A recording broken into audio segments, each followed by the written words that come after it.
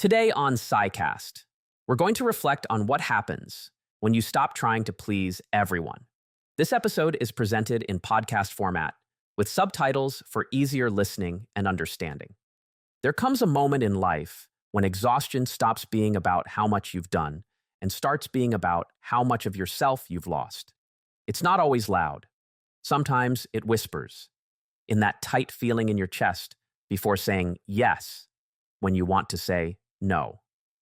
In the hesitation before sending a message, wondering if it sounds right. In the quiet resentment that builds every time you say what others want to hear instead of what's true for you. This isn't just stress. It's the slow erosion of self that happens when we make a habit out of pleasing everyone but ourselves. We often confuse people-pleasing with kindness, as if making others comfortable at our own expense is a noble thing. But real kindness includes the self. People-pleasing is something else. It's a survival strategy, a way of saying, if I am always good, agreeable, helpful, maybe I won't be left. Maybe I'll finally be enough.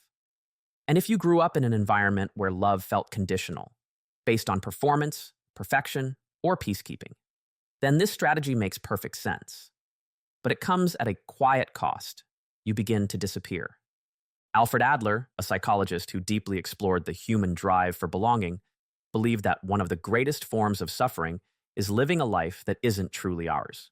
He spoke of the courage to be disliked, the radical idea that we are not responsible for how others feel about our boundaries, our truth, or our choices. It's not easy, but it's freeing. Because as long as your worth is tied to someone else's approval, you will be at the mercy of their moods, their wounds, and their expectations. The moment you stop trying to please everyone, something strange happens. At first, it feels like loss. The silence after you say no and don't rush to explain. The awkward tension when you stop laughing at something that isn't funny. The space you create when you don't immediately rush in to fix what someone else is feeling. That discomfort, it's the sound of your life shifting. It's the sound of you stepping back into your own skin. Somewhere along the way, many of us learned that love had to be earned. That to be safe, we had to be agreeable. That to be accepted, we had to adapt, become what others needed us to be. And so we became skilled at reading the room, anticipating needs, avoiding conflict. We became mirrors, always reflecting back what would be most pleasing. It might have kept us protected, even praised. But underneath the surface, a quiet loneliness began to grow. The loneliness of being seen but not known. Because when your life is shaped around avoiding disapproval, you're not really living.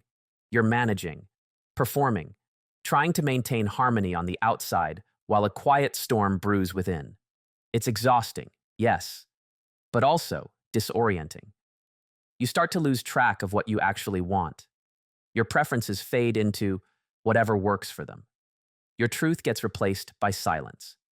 You don't just abandon your needs. You forget how to even recognize them. And here's the part no one talks about. When you start changing this, when you begin to pull away from the pattern of pleasing, not everyone will clap for you. Some will be confused. Others will be disappointed, especially those who benefited from your silence, especially those who got used to your yes. That's not a sign you're doing something wrong. That's a sign you're finally doing something real. Let me tell you something I once heard, and it stayed with me. You teach people how to treat you by what you tolerate. It sounds simple, but it runs deep. Because every time you go along to avoid tension, every time you make yourself small to keep the peace, you're reinforcing a pattern. And breaking that pattern will always feel uncomfortable. Not because you're doing harm, but because you're stepping into a space that isn't controlled by fear. There's a kind of grief that comes with this shift. A mourning for the version of you that was so deeply invested in being liked. A parting from the idea that love is something to be earned through sacrifice. But in that grief, there's also a birth. The beginning of self-respect, of boundaries that don't need to be justified, of choices rooted not in guilt, but in truth. You begin to realize that peace doesn't come from keeping others happy. It comes from no longer betraying yourself to do it. Real peace is quiet. It doesn't beg to be understood. It doesn't need applause. It simply exists. In the choices you make when no one else is watching. In the steady refusal to abandon yourself again. And every time you honor that, something inside you heals. Slowly, quietly, but completely. Sometimes people ask, but if I stop pleasing others, won't I become selfish? And I understand that fear, especially if you were raised to believe that love equals self-sacrifice. That being good means being agreeable, that your value lies in what you give, not in who you are. But here's the truth. There is nothing selfish about being honest. There is nothing selfish about having needs. There is nothing selfish about choosing peace over performance. In fact, the most authentic connections we'll ever have are built not on constant compromise, but on mutual respect. And that respect starts when we respect ourselves enough to say, this is who I am. This is what I can offer. And this is where my limits are. One of the quiet tragedies of people-pleasing is that it creates a false version of connection. You may feel liked, but you won't feel known, because the version of you that others admire is not your whole truth. It's a curated one, a filtered one shaped by fear rather than freedom. And that over time breeds resentment, not just toward others, but toward yourself. You start to feel invisible in your own life, like a supporting character in someone else's story. And the deeper you go into that role, the harder it becomes to remember what it means to simply be, without explanation, without apology, without the mask. Carl Jung once said, "The privilege of a lifetime is to become who you truly are, not who others expect, not who you've been trained to be, but who you are underneath all that. And to do that, to truly become yourself, you must be willing to disappoint people, not recklessly, not cruelly, but with honesty and care. You must be willing to endure the discomfort of someone else's disapproval in service of your own alignment. Because every time you abandon yourself to please others, you confirm the false belief that their comfort is more important than your truth." And here's something that might surprise you. When you stop pleasing, the right people stay. The people who loved your compliance may fall away. The people who depended on your silence may push back. But the people who see you, the ones who are not attached to a version of you that disappears to make room for them, they'll remain. And their love will feel different, safer, softer, more real. Because it won't be love that demands performance. It will be love that makes space for your wholeness. So if you're in that in-between place, where you're no longer interested in pleasing, but not yet sure how to fully show up, know this. You are not lost. You are in transition. You are shedding old patterns. You are grieving false roles. You are stepping into a life that is no longer based on fear, but on truth. And truth takes time. Truth takes courage. But truth is where freedom begins. You will know you're healing when silence no longer feels like guilt, and saying no longer feels like failure. When you can sit with someone's disappointment without rushing to fix it. When you can walk away from a conversation without replaying every word you said. Healing begins when your inner peace becomes more important than managing other people's perception of you. And that shift is not a sudden epiphany. It's a slow, steady reclamation of your time, your energy, your worth. So many of us were taught to believe that love is earned through self-abandonment, that we have to prove ourselves constantly to deserve care. But what if the opposite is true? What if the most loving thing you can do for yourself and for others is to stop performing, to stop pretending, to stop contorting yourself into the shape of someone else's comfort? That's not rejection. That's honesty. And honesty, even when it hurts, is the foundation of anything real. James Clear, in his work on habit and identity, said something simple yet powerful.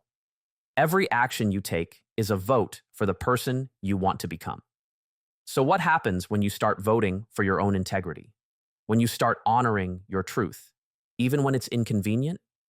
You begin to reshape your life, not in grand, sweeping declarations, but in the tiny, everyday choices that say, I matter too. And with each of those choices, your sense of self begins to return. Not the self that was conditioned to fit in, but the self that knows how to stand. Let's be clear. This is not the same as becoming indifferent or disconnected. Quite the opposite. When you stop pleasing, you don't stop caring. You just stop negotiating your dignity to do so. You stop bending so far that you break. You stop confusing loyalty with self-erasure. And in that space, something beautiful happens. Your relationships become more honest, more equal, more rooted in truth than in transaction. Of course, there will still be days when the old pull returns. The urge to smooth things over, to keep everyone happy, to disappear in the name of harmony. That's okay. Healing is not about perfection. It's about awareness. It's about catching yourself in the old pattern and gently choosing a new one, again and again, until that choice becomes your default. Until your nervous system learns that it is safe to be seen, fully, imperfectly, unapologetically seen. And when that happens, your life begins to change in ways you couldn't have imagined. Not because you forced it, but because you finally got out of your own way.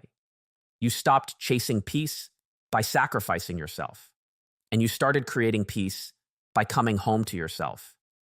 There is a strange kind of freedom in realizing that not everyone needs to understand you, and that you were never meant to be understood by everyone. That freedom doesn't come from arrogance or apathy, but from a quiet maturity. The kind that says, I know who I am, and I no longer need your approval to be it. This isn't defiance, it's clarity. And with clarity comes liberation. You begin to live with a new kind of softness. Not the kind that makes you easy to mold, but the kind that makes you whole. You speak more slowly, not because you're unsure, but because you're choosing your words with care. You listen more deeply, not because you're trying to please, but because presence has replaced performance. You rest without guilt. You create without permission. You exist without explanation. And somewhere along the way, you realize this is what it means to belong, not to others, but to yourself. Belonging to yourself doesn't mean you shut others out. It means you no longer abandon your truth to let them in. It means you love with boundaries. You give with balance. You speak with courage. You are no longer held hostage by the fear of being disliked. Because being liked is not the same as being respected. Being needed is not the same as being loved. And when you stop confusing those things, you stop settling for versions of connection that drain you more than they nourish you. Maybe no one told you this before, but you are allowed to disappoint people. You are allowed to say no without explaining. You are allowed to outgrow relationships that require you to shrink. You are allowed to change your mind. You are allowed to choose yourself, not because you're more important than others, but because you finally understand that you're not less. And if you've spent years wrapped in the habit of pleasing, the unlearning won't happen overnight. It will be uncomfortable. It will feel unfamiliar. You may even grieve the version of you that worked so hard to keep everyone else comfortable. That version of you was doing the best it could with what it knew, but now you know more. Now you're choosing different. And that choice, repeated over time, becomes power. So if today, all you can do is take one breath and whisper to yourself, I don't need to earn my place, then that is enough. Because from that whisper, a new kind of life begins. A life not built on fear, but on truth. Not on performance, but on presence. A life where peace isn't something you seek in others. It's something you protect within yourself. And that truly changes everything.